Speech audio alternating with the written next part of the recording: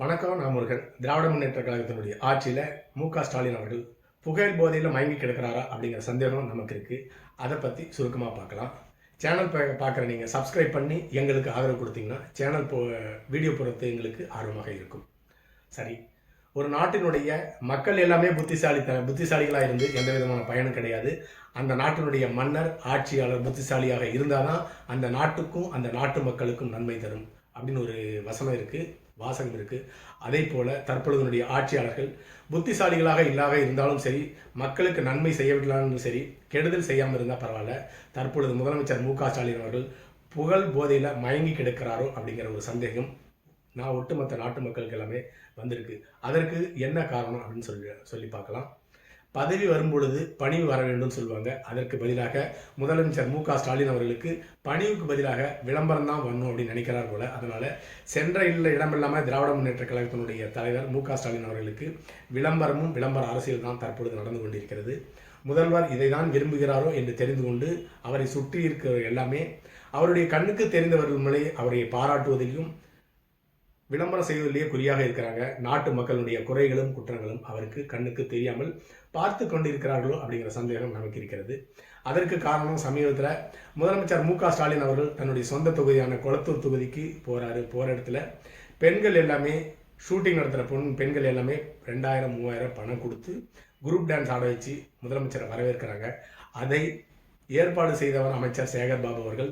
முதலமைச்சர் ஸ்டாலின் அவர்களும் சேகர் பாபு அவர்களும் அந்த வரவேற்பை கைத்தட்டி வரவேற்கிறார்கள். அப்படி என்றால் முதலமைச்சர் இப்படிப்பட்ட புகழ்ச்சி வரவேற்பை விரும்புகிறார் என்று தெரிந்து கொண்டு அதையே தொடர்ச்சியாக செய்து கொண்டிருக்கிறார்கள். அதே போலவே முதலமைச்சருடைய மகனாகிய துணை முதலமைச்சர் உதயநிதி ஸ்டாலின் அவர்கள் தன்னுடைய தொகுதிக்கு செல்லும் பொழுதும் அதே போலவே ஒவ்வொரு குரூப் டான்ஸருக்கும் 2000-3000 ரூபாய் கொடுத்து அதே போலவே குரூப் டான்ஸ் ஆடி வரவேற்கிறாங்க. காரில் இருந்தபடியே உதயநிதி ஸ்டாலின் அவர்கள் இதை பார்த்து ரசிக்கின்றார். கடந்த காலத்தில் இவருடைய முதலமைச்சர் ஸ்டாலினுடைய தந்தை அவர்கள் ஆஸ்திரேலிய நாட்டு அரசு தனக்கு ஸ்டாம்ப் வெளியிட்டதாக பரவலாக விளம்பரமாக அதை விளம்பரப்படுத்தினார். உண்மை என்ன விசாரித்து பார்க்கும் பொழுது 4000 ரூபாய் கொடுத்தா போதும் அந்த ஆஸ்திரேலிய நாட்டு அரசு யாருடைய ஃபோட்டோ வேணாலும் ஸ்டாம்பில் வெளியிடுவாங்க அப்படின்னு தெரிஞ்சிருக்கிறது. அப்படிப்பட்ட புகழ் போதை தொடர்ச்சியாக வந்து கொண்டிருக்கிறது என்று எடுத்துக்கொள்ள வேண்டும்.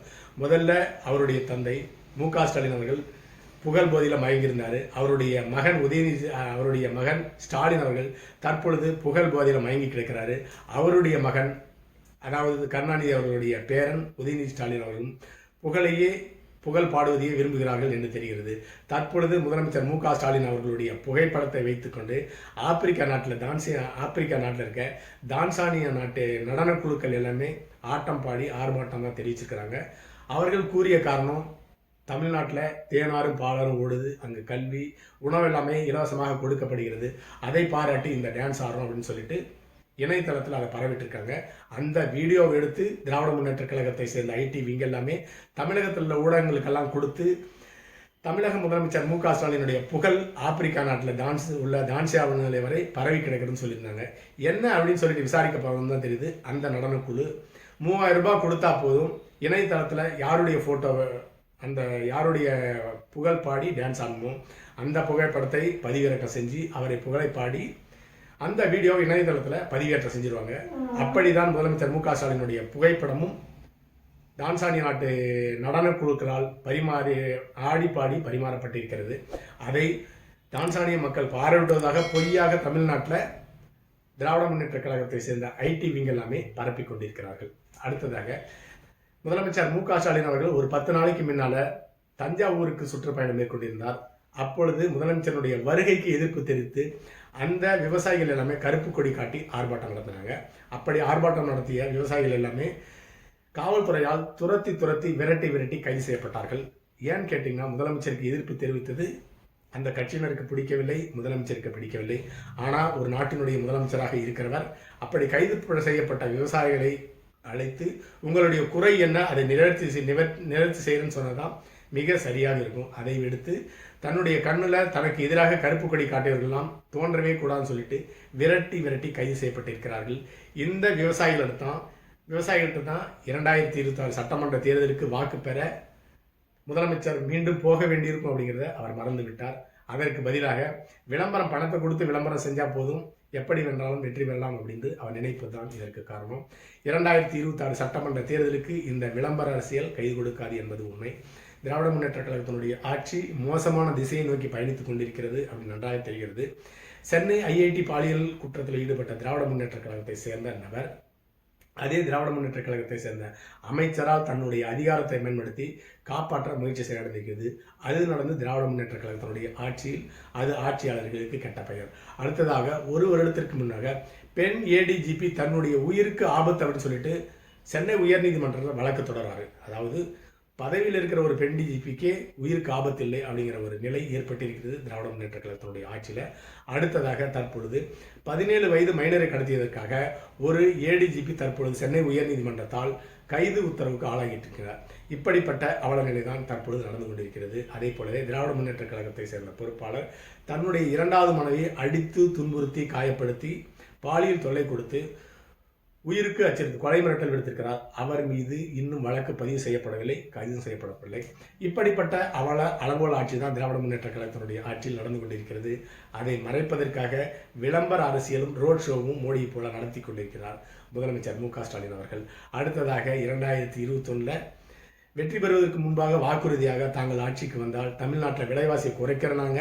ஆனால் பல மடங்கு ஆட்சிக்கு வந்த பிறகு விலைவாசியை ஏற்றிட்டாங்க. மாதம் 2 மாதத்துக்கு ஒருவரை அண்ணா திராவிட முன்னேற்ற கழகத்தினுடைய ஆட்சியில் மின் கட்டணம்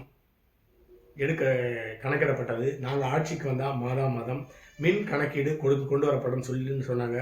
சொல்லி 4 வருஷம் ஆச்சு, இன்னும் அது அமலுக்கு நடைமுறைக்கு கொண்டு வரப்படவில்லை. அதே போலவே சொத்து வரியை குறைக்கணும்னு சொல்லிட்டு பல மடங்கு சொத்து வரியை ஏற்றிட்டாங்க. ஆட்சிக்கு வந்தால் அரசு ஊழியர்களுக்கு பழைய ஓய்வூதிய திட்டத்தனம் சொன்னாங்க. அது மட்டும் இல்லாமல் புதுசாக அரசு ஊழியர்களை வேலைக்கு எடுக்கிறோம், புதிய இளைஞர்கள் வேலைவாய்ப்பு தரும், சம்பள உயர்வு தரணும்னு சொல்லிட்டு ஏராளமான பொய்களை அவிழ்த்து விட்டு ஆட்சிக்கு வந்தாங்க. ஆட்சிக்கு வந்த பின்னாரே அனைவரையும் மறந்துட்டாங்க. இது மட்டும் போதான்னு சொல்லிட்டு 2024 பாராளுமன்ற தேர்தலை வெற்றி பெற்றால் பெட்ரோல் விலையை 35 ரூபாயும் டீசல் விலை 25 ரூபாயும் குறைக்கிறேன்னு சொல்லிட்டு அதையும் மறந்துட்டாங்க. அது மட்டும் இல்லாமல் வீட்டுக்கு உபயோகப்படுகிற சிலிண்டர் விலையை 600 ரூபாய்க்கு தரணும்னு சொல்லிட்டு அதையும் மறந்து விட்டார்கள். இது மட்டும் போதாதுன்னு சொல்லிட்டு பத்திரிகையாளர் சவுக்கு சங்கரனுடைய வீட்டில் தன்னுடைய கூட்டணி கட்சி தலைவரே வீட்டில் மலம் கலந்து வீசியிருக்கிறாரு. அவர் மீது வழக்கு பதியவும் இல்லை, கைது செய்யப்படவில்லை. அப்படிப்பட்ட மோசமான ஆட்சி தான் நடந்து கொண்டிருக்கிறது. ஒரு மாநிலத்தினுடைய கட்சி தலைவர் ஆம்ஸ்ட்ராங் அவர்கள் பொது இடத்துல வெட்டி கொலை செய்யப்பட்டார். உண்மையான குற்றவாளிகளை இன்னும் கண்டுபிடிக்கவில்லை. போலியான குற்றவாளிகளை தான் கைது செய்து நீதிமன்றத்தில் ஆஜர்படுத்தியிருக்காங்க. இப்படிப்பட்ட அவலங்களை மறைப்பதற்காக பணத்தை கொடுத்து விளம்பரம் செஞ்சு 2026 சட்டமன்ற தேர்தலில் வெற்றி பெற்றலாம் என்று ஆட்சியாளர்கள் நினைப்பது மிகவும் தவறானது. அடுத்ததாக கூட்டணி கட்சி தலைவர்கள், திராவிட முன்னேற்ற கழகத்தினுடைய கூட்டணி கட்சி தலைவர்களும் ஒரு விளம்பர பொருளாக தான் திராவிட முன்னேற்ற கழகத்தால் பயன்படுத்தப்பட்டு கொண்டிருக்கிறார்கள். மொத்தத்தில் முதலமைச்சர் மு க ஸ்டாலின் அவர்கள் விளம்பரத்தை மட்டுமே நம்பி தற்பொழுது அரசியல் செய்து கொண்டிருக்கிறார் என்பதுதான் உண்மை. அடுத்த பதிவில் சந்திக்கலாம். நன்றி.